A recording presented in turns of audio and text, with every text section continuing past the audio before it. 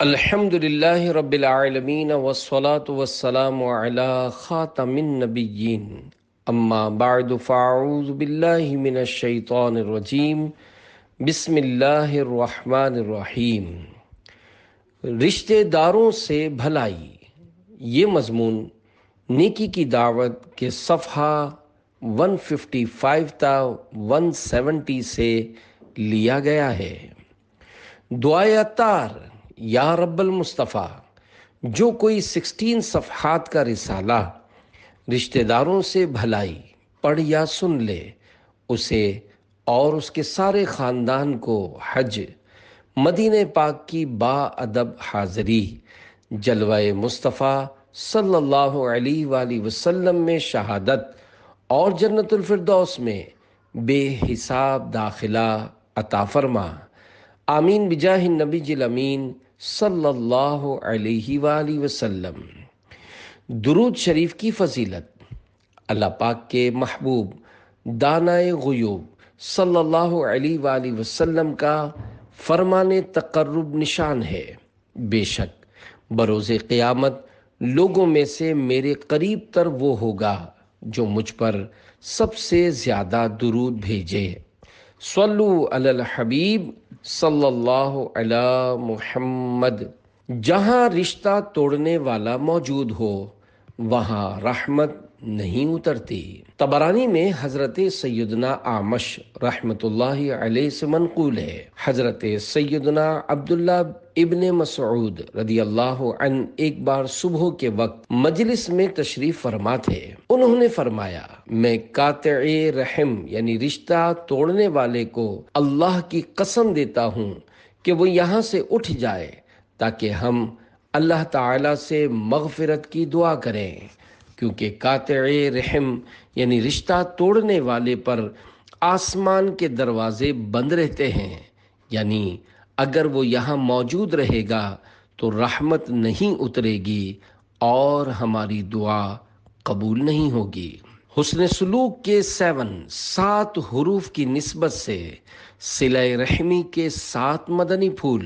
دعوت اسلامی کے اشاعتی ادارے مکتبۃ المدینہ کی مطبوعہ 1197 صفحات پر مشتمل کتاب بہار شریعت جلد 3 صفحہ 559 تا 560 پر سے حسن سلوک کے 7 حروف کی نسبت سے 7 مدنی پھول قبول فرمائیے۔ نمبر 1، کس رشتہ دار سے کیا برتاؤ کرے؟ احادیث میں مطلقاً یعنی بغیر کسی قید کے رشتے والوں کے ساتھ صلہ یعنی سلوک کرنے کا حکم آتا ہے۔ قرآن مجید میں مطلقاً یعنی بلا قید ذوی القربا یعنی قرابت والے فرمایا گیا، مگر یہ بات ضرور ہے کہ رشتے میں چونکہ مختلف درجات ہیں، اسی طرح صلہ رحم یعنی رشتہ داروں سے حسن سلوک کے درجات میں بھی تفاوت یعنی فرق ہوتا ہے۔ والدین کا مرتبہ سب سے بڑھ کر ہے، اس کے بعد ذو رحم محرم کا یعنی وہ رشتہ دار جن سے نسبی رشتہ ہونے کی وجہ سے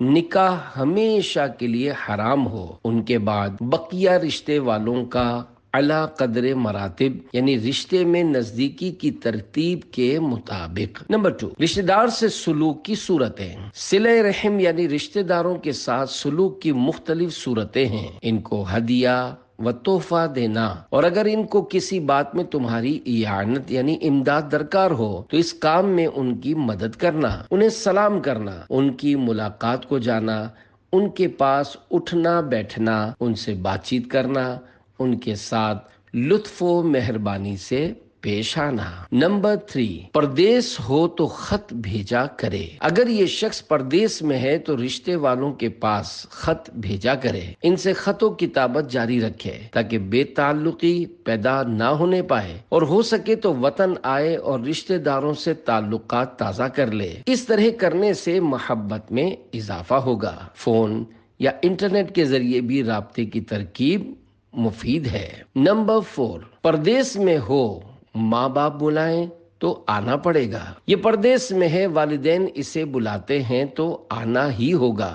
خط لکھنا کافی نہیں ہے، یوں ہی والدین کو اس کی خدمت کی حاجت ہو تو آئے اور ان کی خدمت کرے۔ باپ کے بعد دادا اور بڑے بھائی کا مرتبہ ہے کہ بڑا بھائی بمنزلہ باپ کے ہوتا ہے، بڑی بہن اور خالہ ماں کی جگہ پر ہیں۔ بعض علماء نے چچا کو باپ کی مثل بتایا، اور حدیث عم الرجل سنء ابیہ، یعنی آدمی کا چچا باپ کی مثل ہوتا ہے، سے بھی یہی مستفاد ہوتا یعنی نتیجہ نکلتا ہے۔ ان کے علاوہ اوروں کے پاس خط بھیجنا یا ہدیہ یعنی تحفہ بھیجنا کفایت کرتا ہے۔ نمبر 5، کس رشتہ دار سے کب کب ملے۔ رشتہ داروں سے ناغہ دے کر ملتا رہے، یعنی ایک دن ملنے کو جائے، دوسرے دن نہ جائے۔ وَعَلَى هَذَا الْقِيَاسِ، یعنی اسی پر اندازہ لگا کر کہ اس سے محبت و الفت زیادہ ہوتی ہے، بلکہ اقربا یعنی قرابت داروں سے جمعہ ملتا رہے یا مہینے میں ایک بار،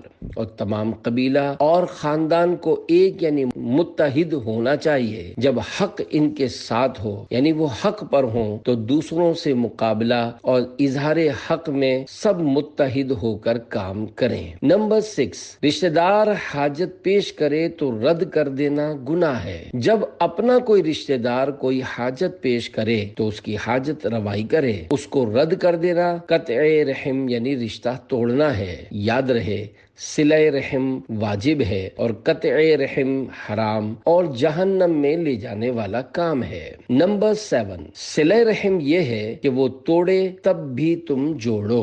صلہ رحمی یعنی رشتہ داروں کے ساتھ اچھا سلوک، اسی کا نام نہیں کہ وہ سلوک کرے تو تم بھی کرو۔ یہ چیز تو حقیقت میں مکافہ یعنی ادلا بدلا کرنا ہے کہ اس نے تمہارے پاس چیز بھیج دی، تم نے اس کے پاس بھیج دی، وہ تمہارے یہاں آیا، تم اس کے پاس چلے گئے۔ حقیقتاً صلہ رحم یعنی رشتہ داروں سے حسن سلوک یہ ہے کہ وہ کاٹے اور تم جوڑو۔ وہ تم سے جدا ہونا چاہتا ہے، بے اعتنائی یعنی لاپرواہی کرتا ہے، اور تم اس کے ساتھ رشتے کے حقوق کی مراعات یعنی لحاظ و رعایت کرو۔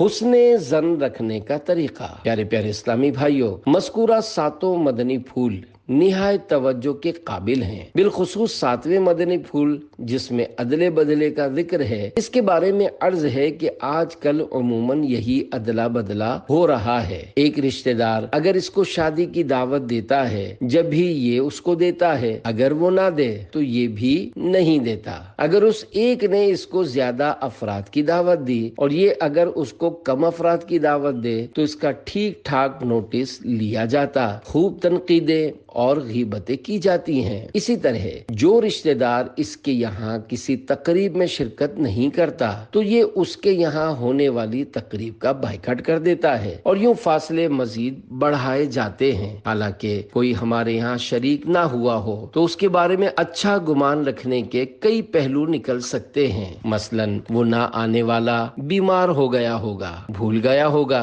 ضروری کام آ پڑا ہوگا، یا کوئی سخت مجبوری ہوگی جس کی وضاحت اس کے لیے دشوار ہوگی وغیرہ۔ وہ اپنی غیر حاضری کا سبب بتائے یا نہ بتائے، ہمیں حسن ظن رکھ کر ثواب کمانا اور جنت میں جانے کا سامان کرتے رہنا چاہیے۔ چنانچہ فرمانے آخری نبی صلی اللہ علیہ وآلہ وسلم، حسن الظن من حسن العبادہ، یعنی حسن ظن عمدہ عبادت سے ہے۔ مفسر شہیر حکیم الامت حضرت مفتی احمد یار خان رحمت اللہ علیہ اس حدیث پاک کے مختلف مطالب بیان کرتے ہوئے لکھتے ہیں، یعنی مسلمانوں سے اچھا گمان کرنا، ان پر بدگمانی نہ کرنا، یہ بھی اچھی عبادات میں سے ایک عبادت ہے۔ جنت کا محل اس کو ملے گا جو بالفرض ہمارا رشتہ دار سستی کے سبب یا کسی بھی وجہ سے جان بوجھ کر ہمارے یہاں نہیں آیا یا ہمیں اپنے یہاں مدعو نہیں کیا، بلکہ اس نے کھلم کھلا ہمارے ساتھ بدسلوکی کی، تب بھی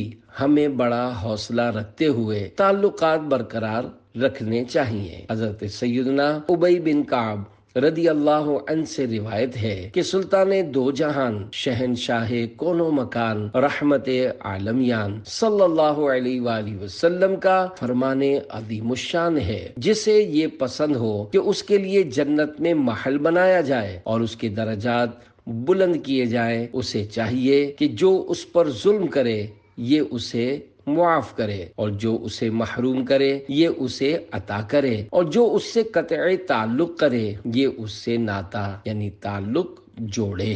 دشمنی چھپانے والے رشتہ دار کو صدقہ دینا افضل ترین ہے۔ بہرحال کوئی ہمارے ساتھ حسن سلوک کرے یا نہ کرے، ہمیں حسن سلوک جاری رکھنا چاہیے۔ مسند امام احمد کی حدیث پاک میں ہے، ان افضل الصدقۃ الصدقۃ علی ذی الرحم الکاشح، بے شک افضل ترین صدقہ وہ ہے جو دشمنی چھپانے والے رشتہ دار پر کیا جائے۔ رشتہ دار سے جب سخت دکھ پہنچا، امیر المومنین حضرت سیدنا ابو بکر صدیق رضی اللہ عنہ کو اپنے خالہ زاد بھائی، غریب و نادار و مہاجر اور بدری صحابی حضرت سیدنا مصطح رضی اللہ عنہ جن کا آپ خرچ اٹھاتے تھے، ان سے سخت رنج پہنچا، اور وہ یہ کہ انہوں نے آپ رضی اللہ عنہ کی پیاری بیٹی یعنی ام المومنین حضرت سیدتنا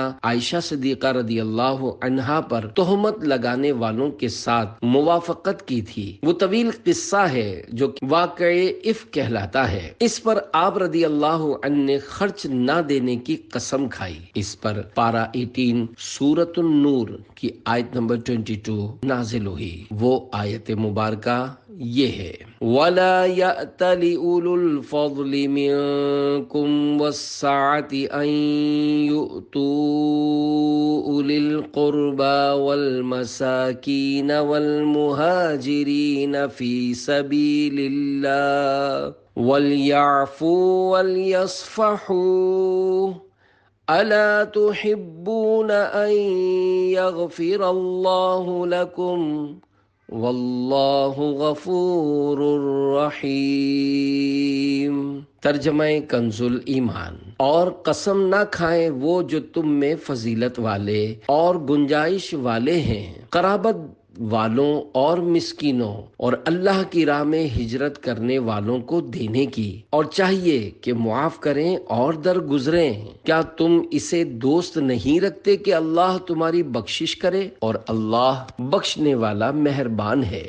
جب آیت سید عالم صلی اللہ علیہ وآلہ وسلم نے پڑھی تو حضرت سیدنا ابو بکر صدیق رضی اللہ عنہ نے کہا، بے شک میری آرزو ہے کہ اللہ پاک میری مغفرت کرے، اور میں مصطح رضی اللہ عنہ کے ساتھ جو سلوک کرتا تھا اس کو کبھی موقوف یعنی بند نہ کروں گا۔ چنانچہ آپ رضی اللہ عنہ نے اس مالی تعاون کو جاری فرما دیا۔ اس آیت سے معلوم ہوا کہ جو شخص کسی کام پر قسم کھائے پھر معلوم ہو کہ اس کا کرنا ہی بہتر ہے تو چاہیے کہ اس کام کو کرے اور قسم کا کفارہ دے۔ حدیث صحیح میں یہی وارد ہے۔ مزید فرماتے ہیں، اس آیت سے حضرت صدیق اکبر رضی اللہ عنہ کی فضیلت ثابت ہوئی۔ اس سے آپ کی علو شان و مرتبت یعنی رتبے کی عظمت ظاہر ہوتی ہے کہ اللہ تعالیٰ نے آپ رضی اللہ عنہ کو آیت قرآنی میں اولو الفضل یعنی فضیلت والا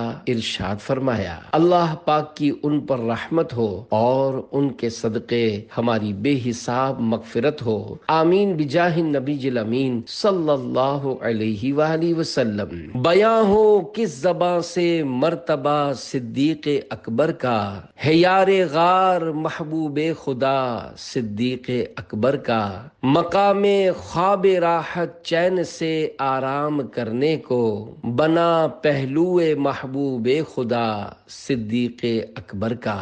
صلو علی الحبیب صلی اللہ علی محمد۔ قسم اور اس کے کفارے کا بیان۔ حنفی۔ پیارے پیارے اسلامی بھائیوں، امیر المومنین عاشق اکبر حضرت سیدنا صدیق اکبر رضی اللہ عنہ کے واقعے میں قسم کا اور تفسیر میں قسم کے کفارے کا تذکرہ ہے۔ چونکہ آج کل کثیر لوگوں کا بات بات پر قسمیں کھانے کی طرف رجحان دیکھا جا رہا ہے۔ بارہا جھوٹی قسم بھی کھا لی جاتی ہے، نہ توبہ کا شعور، نہ کفارہ دینے کی کوئی شد بت۔ لہذا امت کی خیر خواہی کا ثواب کمانے کی حرص کے سبب بطور نیکی کی دعوت قدر تفصیل کے ساتھ قسم اور اس کے کفارے کے بارے میں مدنی پھول پیش کرتا ہوں، قبول فرمائیے۔ اس کا از ابتدا تا انتہا سننا، یا اس کا از ابتدا تا انتہا مطالعہ، یا بعض اسلامی بھائیوں کا مل بیٹھ کر درس دینا سننا صرف مفید ہی نہیں، انشاء اللہ عز و جل مفید ترین ثابت ہوگا۔ قسم کی تعریف۔ قسم کو عربی زبان میں یمین کہتے ہیں، جس کا مطلب ہے داہنی یعنی سیدھی جانب۔ چونکہ اہل عرب عموماً قسم کھاتے یا قسم لیتے وقت ایک دوسرے سے داہنا یعنی سیدھا ہاتھ ملاتے تھے، اس لیے قسم کو یمین کہنے لگے، یا پھر یمین یمن سے بنا ہے، جس کے معنی ہے برکت و قوت۔ چونکہ قسم میں اللہ تعالیٰ کا بابرکت نام بھی لیتے ہیں اور اس سے اپنے کلام کو قوت دیتے ہیں، اس لیے اسے یمین کہتے ہیں، یعنی برکت و قوت والی گفتگو۔ شرعی اعتبار سے قسم اس عقد یعنی عہد و پیما کو کہتے ہیں جس کے ذریعے قسم کھانے والا کسی کام کے کرنے یا نہ کرنے کا پختہ پکا ارادہ کرتا ہے۔ مثلا کسی نے یوں کہا، اللہ عز و جل کی قسم میں کل تمہارا سارا قرض ادا کر دوں گا، تو یہ قسم ہے۔ قسم کی 3 اقسام۔ قسم 3 طرح کی ہوتی ہے۔ نمبر 1 لغو، نمبر 2 غموس، نمبر 3 منعقدہ۔ نمبر 1 لغو یہ ہے کہ کسی گزرے ہوئے یا موجودہ امر یعنی معاملے پر اپنے خیال میں یعنی غلط فہمی کی وجہ سے صحیح جان کر قسم کھائے اور در حقیقت وہ بات اس کے خلاف یعنی الٹ ہو۔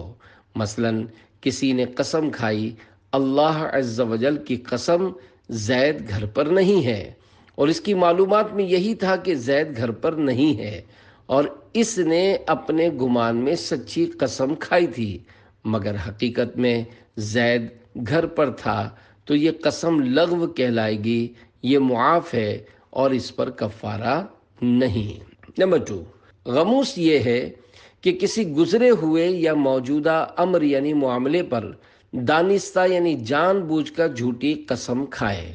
مثلا کسی نے قسم کھائی، اللہ عز و جل کی قسم زید گھر پر ہے، اور وہ جانتا ہے کہ حقیقت میں زید گھر پر نہیں ہے، تو یہ قسم غموس کہلائے گی اور قسم کھانے والا سخت گناہگار ہوا۔ استغفار و توبہ فرض ہے مگر کفارہ لازم نہیں۔ نمبر 3 منعقدہ یہ ہے کہ آئندہ کے لیے قسم کھائی۔ مثلا یوں کہا، رب عز و جل کی قسم میں کل تمہارے گھر ضرور آؤں گا، مگر دوسرے دن نہ آیا تو قسم ٹوٹ گئی، اسے کفارہ دینا پڑے گا اور بعض صورتوں میں گناہگار بھی ہوگا۔ خلاصہ یہ ہوا کہ قسم کھانے والا کسی گزری ہوئی یا موجودہ بات کے بارے میں قسم کھائے گا تو وہ یا تو سچا ہوگا یا پھر جھوٹا۔ اگر سچا ہوگا تو کوئی حرج نہیں، اور اگر جھوٹا ہوگا تو اس نے وہ قسم اپنے خیال کے مطابق اگر سچی کھائی تھی تو اب بھی حرج نہیں یعنی گناہ بھی نہیں اور کفارہ بھی نہیں۔ ہاں اگر اسے پتا تھا کہ میں جھوٹی قسم کھا رہا ہوں تو گناہگار ہوگا مگر کفارہ نہیں ہے۔ اور اگر اس نے آئندہ کے لیے کسی کام کے کرنے یا نہ کرنے کی قسم کھائی تو اگر وہ قسم پوری کر دیتا ہے تو فبیہا یعنی خوب بہتر، ورنہ کفارہ دینا ہوگا، اور بعض صورتوں میں قسم توڑنے کی وجہ سے گناہگار بھی ہوگا۔ جھوٹی قسم کھانا کبیرہ گناہ ہے۔ اللہ پاک کے آخری نبی صلی اللہ علیہ وآلہ وسلم کا فرمان عالی شان ہے، اللہ عز و جل کے ساتھ شرک کرنا، والدین کی نافرمانی کرنا، کسی جان کو قتل کرنا اور جھوٹی قسم کھانا کبیرہ گناہ ہے۔ سب سے پہلے جھوٹی قسم شیطان نے کھائی۔ حضرت سیدنا آدم صفی اللہ علی نبینا وعلیہ الصلوۃ والسلام کو سجدہ نہ کرنے کی وجہ سے شیطان مردود ہوا تھا، لہذا وہ آپ علی نبینا وعلیہ الصلوۃ والسلام کو نقصان پہنچانے کی طاق میں رہا۔ اللہ پاک نے حضرات سیدینا آدم و حوا علی نبینا وعلیہ الصلوۃ والسلام ورضی اللہ عنہا سے فرمایا کہ جنت میں رہو اور جہاں دل کرے بے روک ٹوک کھاؤ، البتہ اس درخت کے قریب نہ جانا۔ شیطان نے کسی طرح حضرات سیدینا آدم و حوا علی نبینا علیہ الصلوۃ والسلام و رضی اللہ عنہا کے پاس پہنچ کر کہا کہ میں تمہیں شجر خلد بتا دوں۔ حضرت سیدنا آدم صفی اللہ علیہ السلام نے منع فرمایا تو شیطان نے قسم کھائی کہ میں تمہارا خیر خواہ یعنی بھلائی چاہنے والا ہوں۔ انہیں خیال ہوا کہ اللہ پاک کی جھوٹی قسم کون کھا سکتا ہے۔ یہ سوچ کر حضرت سیدتنا حوا رضی اللہ عنہا نے اس میں سے کچھ کھایا، پھر حضرت سیدنا آدم صفی اللہ علی نبینا علیہ الصلوۃ والسلام کو دیا، انہوں نے بھی کھا لیا، جیسا کہ پارہ 8 سورۃ الاعراف کی آیت نمبر 20 اور 21 میں ارشاد ہوتا ہے، فَوَسْوَسَ لَهُمَا الشَّيْطَانُ لِيُبْدِيَ لَهُمَا مَا وُورِيَ عَنْهُمَا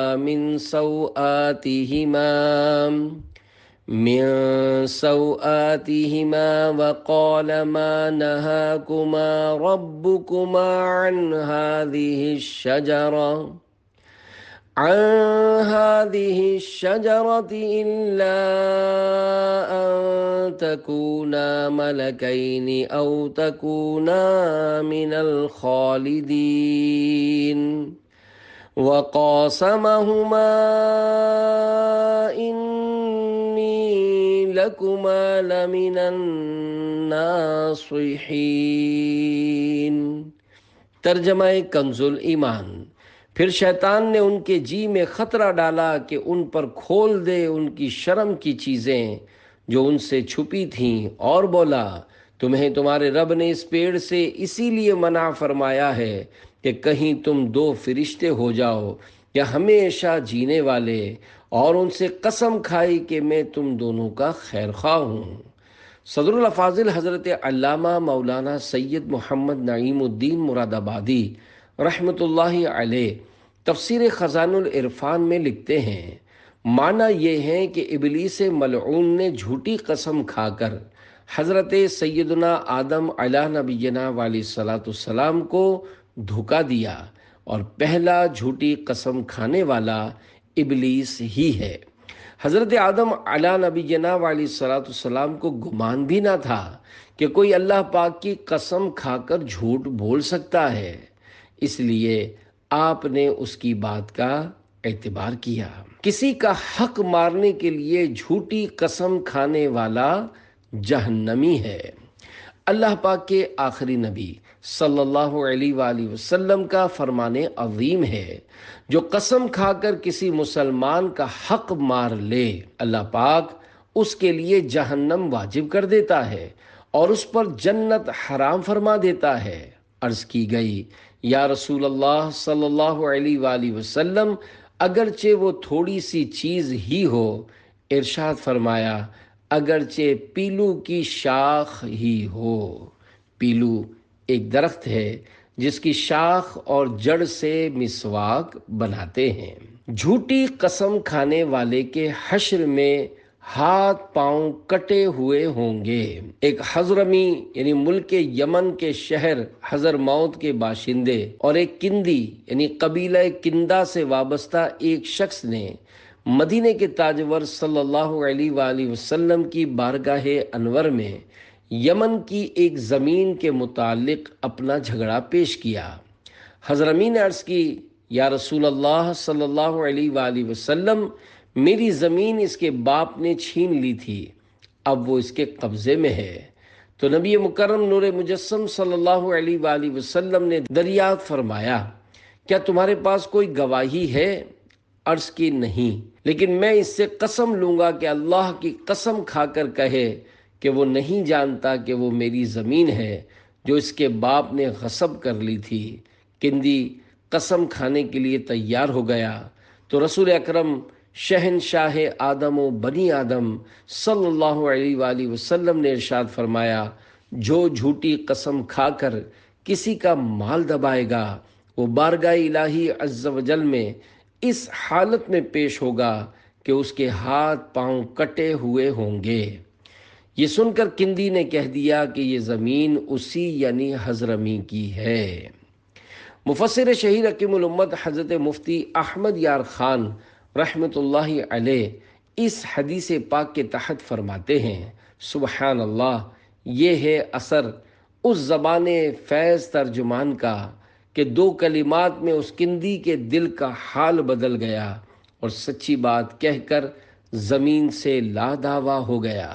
7 زمینوں کا ہار، رشوتوں کے ذریعے دوسروں کی جگہوں پر قبضہ کر کے عمارتیں بنانے والوں، لوگوں کی طرف سے ٹھیکے پر ملی ہوئی زرعی زمینیں دبا لینے والوں، کسانوں، وڈیروں اور خائن زمینداروں کو گھبرا کر جھٹ پٹ توبہ کر لینی چاہیے، اور جن جن کے حقوق دبائے ہیں وہ فوراً ادا کرنے چاہیے، کہ مسلم شریف میں ہے، اللہ پاک کے آخری نبی صلی اللہ علیہ وآلہ وسلم کا فرمان عبرت نشان ہے، جو شخص کسی کی بالشت بھر زمین ناحق طور پر لے گا تو اسے قیامت کے روز 7 زمینوں کا طوق یعنی ہار پہنایا جائے گا۔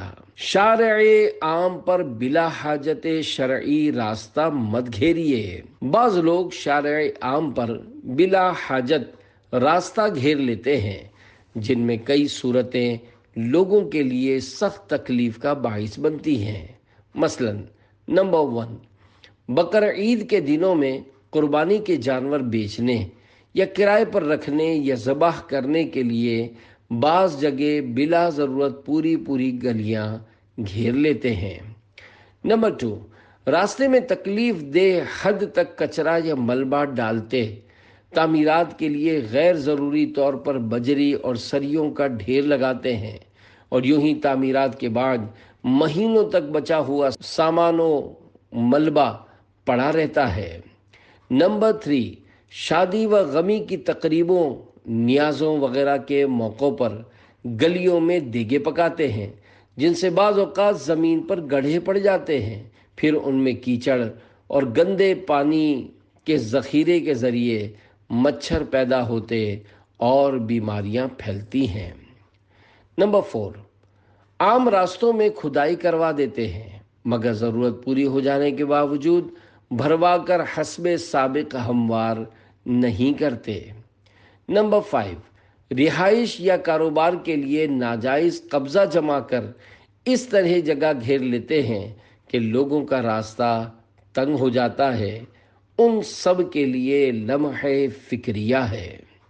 دعوت اسلامی کے اشاعتی ادارے مکتبۃ المدینہ کی مطبوعہ 853 صفحات پر مشتمل کتاب جہنم میں لے جانے والے اعمال، جلد اول صفحہ 816 پر امام ابن حجر مکی شافعی رحمۃ اللہ علیہ کبیرہ گناہ نمبر 215 میں اس فعل یعنی کام کو گناہ کبیرہ قرار دیتے ہوئے فرماتے ہیں، شارع عام میں غیر شرعی تصرف مداخلت کرنا، یعنی ایسا تصرف یعنی دخل دینا یا عمل کرنا جس سے گزرنے والوں کو سخت نقصان پہنچے، اس کا سبب بیان کرتے ہوئے تحریر کرتے ہیں کہ اس میں لوگوں کی ایذا رسانی اور ظلماً ان کے حقوق کا دبانا پایا جا رہا ہے۔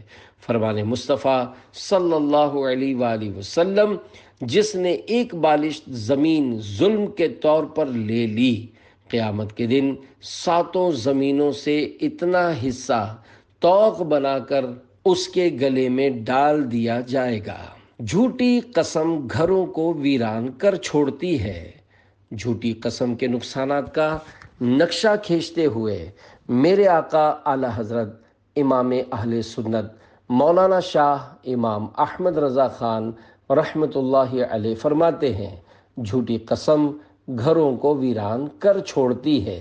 ایک اور مقام پر لکھتے ہیں، جھوٹی قسم گزشتہ بات پر دانستہ یعنی جان بوجھ کر کھانے والے پر اگرچہ اس کا کوئی کفارہ نہیں، مگر اس کی جزا یہ ہے کہ جہنم کے کھولتے دریا میں غوطے دیا جائے گا۔ پیارے پیارے اسلامی بھائیوں، ذرا غور کیجئے کہ اللہ پاک جس نے ہمیں پیدا کیا، پوری کائنات کو تخلیق کیا یعنی بنایا، جس پر ہر بات ظاہر ہے، کوئی چیز اس سے پوشیدہ نہیں، حتیٰ کہ دلوں کے بھید بھی وہ خوب جانتا ہے، جو رحمان و رحیم بھی ہے اور قہار و جبار بھی ہے۔ اس رب الانام کا نام لے کر جھوٹی قسم کھانا کتنی بڑی نادانی کی بات ہے، اور وہ بھی دنیا کے کسی عارضی یعنی وقتی فائدے یا چند سکوں کے لیے۔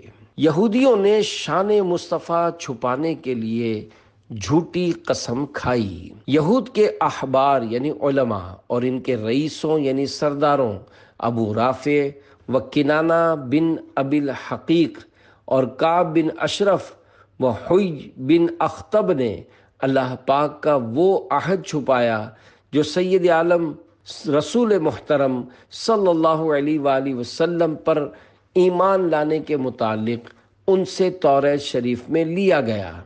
وہ اس طرح کہ انہوں نے اس کو بدل دیا اور اس کی جگہ اپنے ہاتھوں سے کچھ کا کچھ لکھ دیا اور جھوٹی قسم کھائی کہ یہ اللہ پاک کی طرف سے ہے۔ یہ سب کچھ انہوں نے اپنی جماعت کے جاہلوں سے رشوتیں اور مال و زر حاصل کرنے کے لیے کیا۔ ان کے بارے میں یہ آیت مبارکہ نازل ہوئی۔ ان الذين يشترون بعهد الله وايمانهم ثمنا قليلا اولئك لا خلاق لهم في الآخرة ولا يكلمهم الله ولا ينظر إليهم يوم القيامة ولا يزكيهم ولهم عذاب أليم۔ ترجمہ کنز الایمان۔ جو اللہ کے عہد اور اپنی قسموں کے بدلے ذلیل دام لیتے ہیں، آخرت میں ان کا کچھ حصہ نہیں، اور اللہ نہ ان سے بات کرے نہ ان کی طرف نظر فرمائے قیامت کے دن، اور نہ انہیں پاک کرے، اور ان کے لیے دردناک عذاب ہے۔ نیلی آنکھوں والا منافق۔ عبداللہ بن نبتل نامی ایک منافق تھا جو رسول کریم صلی اللہ علیہ وآلہ وسلم کی مجلس میں حاضر رہتا اور یہاں کی بات یہود کے پاس پہنچاتا تھا۔ ایک روز اللہ پاک کے آخری نبی صلی اللہ علیہ وآلہ وسلم دولت سرائے اقدس میں تشریف فرما تھے۔ حضور صلی اللہ علیہ وآلہ وسلم نے فرمایا، اس وقت ایک آدمی آئے گا جس کا دل نہایت سخت اور شیطان کی آنکھوں سے دیکھتا ہے۔ تھوڑی دیر بعد عبداللہ بن نبتل آیا، اس کی آنکھیں نیلی تھیں۔ حضور سید عالم صلی اللہ علیہ وآلہ وسلم نے اس سے فرمایا، تو اور تیرے ساتھی کیوں ہمیں گالیاں دیتے ہیں؟ وہ قسم کھا گیا کہ ایسا نہیں کرتا اور اپنے یاروں کو لے آیا۔ انہوں نے بھی قسم کھائی کہ ہم نے آپ کو گالی نہیں دی۔ اس پر یہ آیت مبارکہ نازل ہوئی۔ الم تر الی الذین تولوا قوما غضب اللہ علیہم ما هم منکم ولا منهم ویحلفون علی الکذب وهم یعلمون۔ ترجمہ کنز الایمان۔ کیا تم نے انہیں نہ دیکھا جو ایسوں کے دوست ہوئے جن پر اللہ کا غضب ہے، وہ نہ تم میں سے نہ ان میں سے، وہ دانستہ جھوٹی قسم کھاتے ہیں۔ جہنم میں لے جانے کا حکم ہوگا۔ منقول ہے کہ قیامت کے دن ایک شخص کو اللہ پاک کی بارگاہ میں کھڑا کیا جائے گا۔ اللہ پاک اسے جہنم میں لے جانے کا حکم فرمائے گا۔ وہ عرض کرے گا، یا اللہ پاک، مجھے کس لیے جہنم میں بھیجا جا رہا ہے؟ ارشاد ہوگا، نمازوں کو ان کا وقت گزار کر پڑھنے اور میرے نام کی جھوٹی قسمیں کھانے کی وجہ سے۔ جھوٹی قسم کھانے والے تاجر کے لیے دردناک عذاب ہے۔ حضرت سیدنا ابو ذر غفاری رضی اللہ عنہ سے مروی ہے کہ اللہ پاک کے محبوب دانہ غیوب منزہ عن العیوب صلی اللہ علیہ وآلہ وسلم نے ارشاد فرمایا، 3 شخص ایسے ہیں جن سے اللہ تعالی نہ کلام فرمائے گا، نہ ان کی طرف نظر کرم فرمائے گا اور نہ ہی انہیں پاک کرے گا، بلکہ ان کے لیے دردناک عذاب ہے۔ آپ رضی اللہ عنہ فرماتے ہیں کہ اللہ پاک کے آخری نبی صلی اللہ علیہ وآلہ وسلم نے یہ بات 3 مرتبہ ارشاد فرمائی تو میں نے عرض کی وہ تو تباہ و برباد ہو گئے، وہ کون لوگ ہیں؟ ارشاد فرمایا، نمبر 1 تکبر سے اپنا تہبند لٹکانے والا، اور نمبر 2 احسان جتلانے والا، اور نمبر 3 جھوٹی قسم کھا کر اپنا مال بیچنے والا۔ جھوٹی قسم سے برکت مٹ جاتی ہے۔ اس روایت سے خصوصاً وہ تاجر و دکاندار حضرات عبرت پکڑیں جو جھوٹی قسمیں کھا کر اپنا مال فروخت کرتے، اشیاء کے عیوب یعنی خامیاں چھپاتے اور ناقص و گھٹیا مال پر زیادہ نفع کمانے کی خاطر پے در پہ قسمیں کھائے چلے جاتے ہیں، اور اس میں کسی قسم کی آر یعنی شرم و جھجک محسوس نہیں کرتے۔ ان کے لیے لمحہ فکریہ یہ ہے کہ شفیع روز شمار دو عالم کے مالک و مختار باذن پروردگار صلی اللہ علیہ وآلہ وسلم کا فرمان عبرت نشان ہے، جھوٹی قسم سے سودا فروخت ہو جاتا ہے اور برکت مٹ جاتی ہے۔ ایک اور جگہ فرمایا، قسم سامان بکوانے والی ہے اور برکت مٹانے والی ہے۔ مفسر شہیر حکیم الامت حضرت مفتی احمد یار خان رحمۃ اللہ علیہ اس حدیث پاک کے تحت فرماتے ہیں، برکت یعنی مٹ جانے سے مراد آئندہ کاروبار بند ہو جانا ہو یا کیے ہوئے بیوپار میں گھاٹا یعنی نقصان پڑ جانا۔ یعنی اگر تم نے کسی کو جھوٹی قسم کھا کر دھوکے سے خراب مال دے دیا، وہ ایک بار تو دھوکا کھا جائے گا مگر دوبارہ نہ آئے گا، نہ کسی کو آنے کی خبر دے گا، یا جو رقم تم نے اس سے حاصل کر لی اس میں برکت نہ ہوگی کہ حرام میں بے برکتی ہے۔ خنزیر نما مردہ دعوت اسلامی کے اشاعتی ادارے مکتبۃ المدینہ کا 32 صفحات پر مشتمل رسالہ کفن چوروں کے انکشافات میں ہے۔ ایک بار خلیفہ عبد الملک کے پاس ایک شخص گھبرایا ہوا حاضر ہوا اور کہنے لگا، علی جا، میں بے حد گناہ گار ہوں اور جاننا چاہتا ہوں کہ آیا میرے لیے معافی ہے یا نہیں۔ خلیفہ نے کہا، کیا تیرا گناہ زمین و آسمان سے بھی بڑا ہے؟ اس نے کہا، بڑا ہے۔ خلیفہ نے پوچھا، کیا تیرا گناہ لوح و قلم سے بھی بڑا ہے؟ جواب دیا، بڑا ہے۔ پوچھا، کیا تیرا گناہ عرش و کرسی سے بھی بڑا ہے؟ جواب دیا، بڑا ہے۔ خلیفہ نے کہا، بھائی، یقیناً تیرا گناہ اللہ پاک کی رحمت سے تو بڑا نہیں ہو سکتا۔ یہ سن کر اس کے سینے میں تھما ہوا طوفان آنکھوں کے ذریعے امنڈ آیا اور وہ دھاڑے مار مار کر رونے لگا۔ خلیفہ نے کہا، بھائی، آخر پتہ بھی تو چلے کہ تمہارا گناہ کیا ہے۔ اس پر اس نے کہا، حضور، مجھے آپ کو بتاتے ہوئے بے حد ندامت ہو رہی ہے، تاہم عرض کیے دیتا ہوں، شاید میری توبہ کی کوئی صورت نکل آئے۔ یہ کہہ کر اس نے اپنی داستان وحشت نشان سنانی شروع کی۔ کہنے لگا، علی جا، میں ایک کفن چور ہوں۔ آج رات میں نے 5 قبروں سے عبرت حاصل کی اور توبہ پر آمادہ ہوا۔ پھر اس نے 5 قبروں کے عبرت ناک احوال سنائے۔ ایک قبر کا حال سناتے ہوئے اس نے کہا، کفن چرانے کی غرض سے میں نے جب دوسری قبر کھودی تو ایک دل ہلا دینے والا منظر میری آنکھوں کے سامنے تھا۔ کیا دیکھتا ہوں کہ مردے کا منہ خنزیر جیسا ہو چکا ہے اور وہ طوق و زنجیر میں جکڑا ہوا ہے۔ غیب سے آواز آئی، یہ جھوٹی قسمیں کھاتا اور حرام روزی کماتا تھا۔ حدیث قدسی، اللہ پاک نے رحم یعنی رشتہ داری سے فرمایا، جو تجھے ملائے گا میں اسے ملاؤں گا اور جو تجھے کاٹے گا میں اسے کاٹوں گا۔